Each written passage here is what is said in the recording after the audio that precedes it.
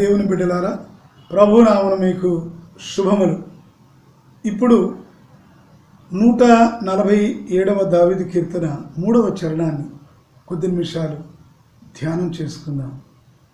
కీర్తనాకారుడు ఈ 147వ కీర్తనలో 3వ చరణములో ఆయన అంటున్న మాట, గుండె చెదరిన వారిని ఆయన బాగు చేయువాడు, వారి గాయములు కట్టువాడు.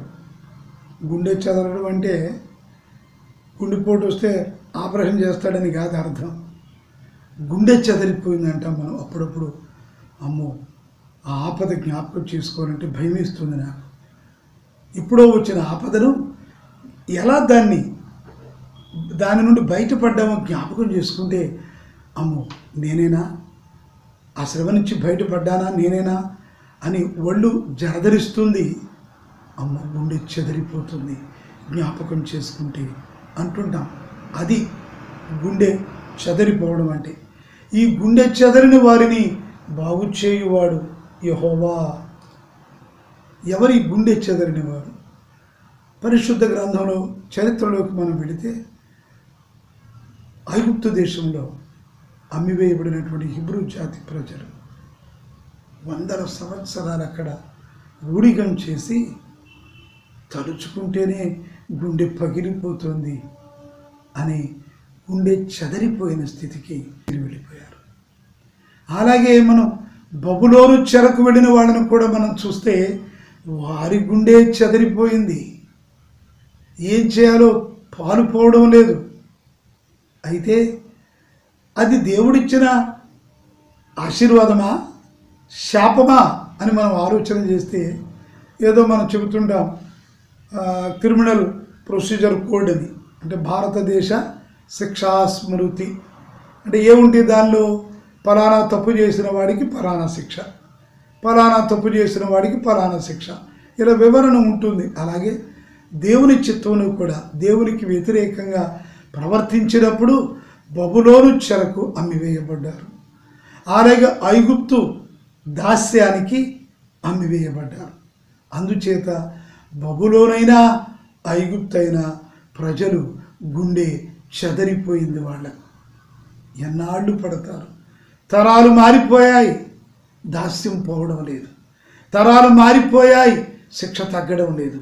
తరాలు మారిపోయాయి, ఆ రాజులకు కనికరం రావడం లేదు. తరాలు మారిపోయాయి, ఇంకెప్పుడు స్వాతంత్ర్యం? ఎన్నాళ్లకు మన ఊరు వెళ్ళగలం? ఎన్నాళ్ళు మనం స్వతంత్రంగా జీవించగలం? అంతుపట్టని స్థితిలో గుండె చెదరిపోయింది. కారణం ప్రభువా, దేవుడా కారణం వీరి గుండె చెదరిపోవడానికి? కాదు. ఆ శిక్షా స్మృతిలో ఏ పాపం చేసి వీరు దేవుని కోపానికి గురయ్యారో మనకు తెలుసు. ఈ ఐగుప్తీయులందరూ కూడా వారు ఐగుప్తు దేవతలను ఆరాధించే ప్రజలు. వాళ్ళకు అమ్మివేయడం ఏమిటి వీళ్ళను? అవును, వారు ఆ శిక్షకు తగిన వారని దేవుడు నిర్ణయించాడు ఆయన శిక్షా స్మృతిలో.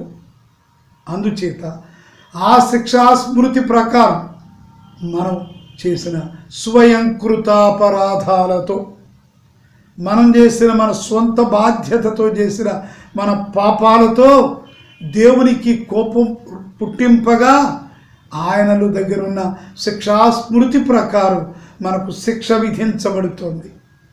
అంతే తప్ప దానికి దేవుడు కారకుడు కాడు. కొందరు అనుకుంటుంటారు, ఏమిటో దేవుడు ఎందుకో మమ్మల్ని శోధిస్తున్నాడు. నా తప్ప మాట.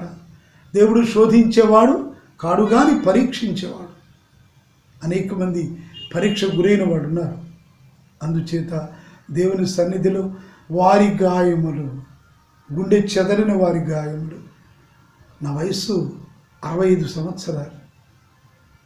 నాకు వివరం తెలిసి సండే స్కూల్ దగ్గర నుండి నేను ఆ పాట పాడడం నాకు బాగా గుర్తు. గుండె చెదరిన వారిని బాగు చేయు వాడని, వారి గాయములన్నీ కట్టుచున్న వాడని, దేవునికి స్తోత్రము గానము చేయుటయే మంచిది.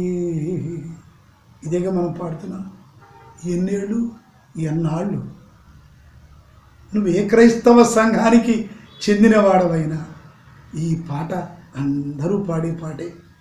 గుండె చెదరిన వారిని బాగు చేయువాడని ఎన్నో ఏళ్ల క్రితం వ్రాయబడిన ఈ వాక్యాన్ని అనుసరించి వ్రాయబడిన పాట అరెరెరెరే దేవునికి స్తోత్రము గానము చేయుటయే మంచిది అనే పాట ఇప్పటికీ రన్నింగ్ స్టారే.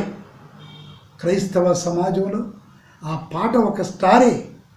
ఎప్పటికీ ప్రజలకు అంటే పాడేవారికి ధైర్యాన్ని సమకూర్చగలిగిన సమర్థవంతమైన పాట అది. మీరు ఎవరైనా పాట పాడేటప్పుడు ఒక్కసారి ఆ పాట పల్లవి వచనాలు ఏమున్నాయి ఆలోచిస్తూ పాడండి, లేదా చదివి ఆలోచించి గమనించండి. ఆ పాటతో మీలో ఎంత ధైర్యం వస్తుందో, ఆ పాట పాడుకుంటే ఎంత భయం భక్తులు వస్తాయో దేవుని పట్ల. ఎందుకంటే గాయము చేసిన వాడవు నీవే, దానిని కట్టగలిగిన సమర్థుడవు నీవే అని ప్రార్థన చేస్తాం మనం. అవును, ఆ విశ్వాసం, ఆ నిరీక్షణ దేవుని కృపలో కలిగి జీవిస్తున్న సమాజం మనం. ప్రభునందు ప్రియ సహోదరుడా, సహోదరి, ఈ వాక్యాన్ని వింటున్న నీవు ఎవరివైనా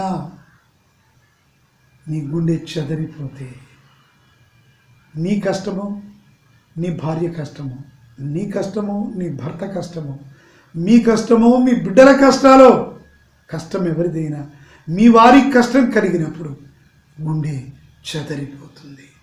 ఆందోళన, ఎంతో చెప్పలేనంతటి తీవ్రమైన బాధ మనకు కలిగినప్పుడు, తీవ్రమైన ఆందోళన కలిగినప్పుడు గుండె చెదరిపోద్ది. గుండె చెదరిపోవటానికి కారణం ఆందోళన, ఆందోళనకు కారణం ఆపద.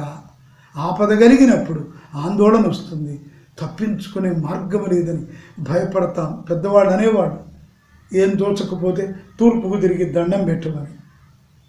అలాంటి ఆందోళన మనలో చోటు చేసుకున్నప్పుడు మన గుండె చెదరిపోతే ఆ గాయాన్ని కట్టగలిగిన సమర్థుడు యెహోవా. సహోదరుడా, సహోదరి, ఈ వాక్యాన్ని వింటున్న మీరు అందరూ కూడా మీ గుండెలు చెదరే పరిస్థితులు ఎప్పుడైనా మీ జీవితంలో వస్తే గుర్తుపెట్టుకోండి, యెహోవా దేవుడు మనకున్నాడు.